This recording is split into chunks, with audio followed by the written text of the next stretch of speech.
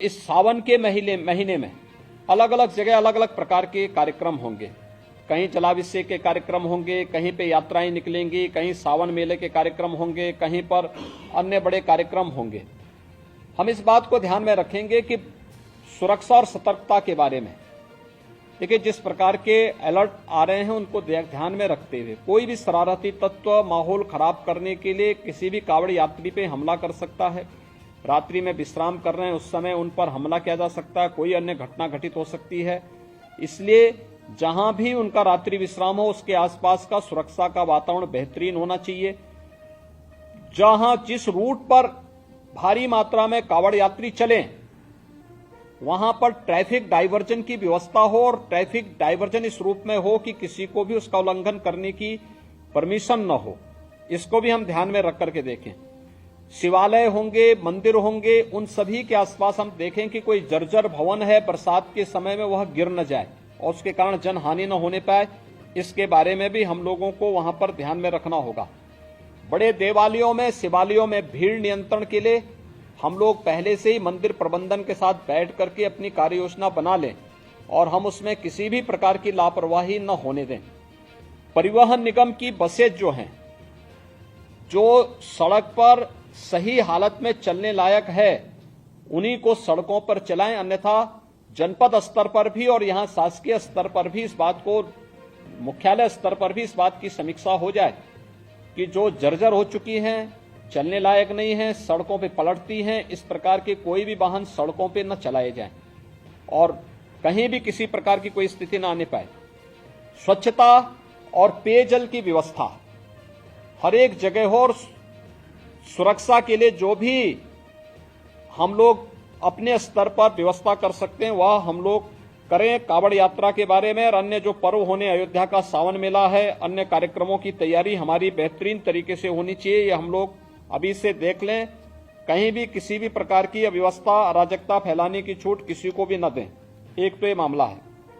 दूसरा है, जो अभी प्रमुख सचिव संस्कृति ने आपके सामने एक प्रेजेंटेशन प्रस्तुत किया था, हर घर तिरंगा का। हर घर तिरंगा 11 से 17 अगस्त के बीच में एक बृहद अभियान चलेगा पूरे देश के अंदर। इसमें प्रभात फेरियां निकलेंगी। मैंने पिछली बार इसकी बैठक की थी और मैंने तब भी यहां पे हर विभाग ने अपनी अपनी कार्य योजना बना करके प्रस्तुत भी की होंगी। हर घर तिरंगा के इस कार्यक्रम को 13 से 15 के बीच में यह कार्यक्रम बनना है।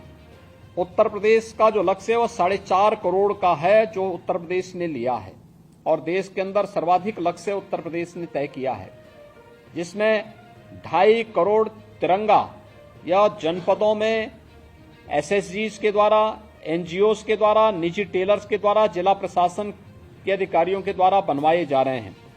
याद रखना, जिन लोगों ने जो लक्ष्य दिया है उसको प्राप्त करने और उसे वितरण करने की व्यवस्था भी सुनिश्चित करेंगे।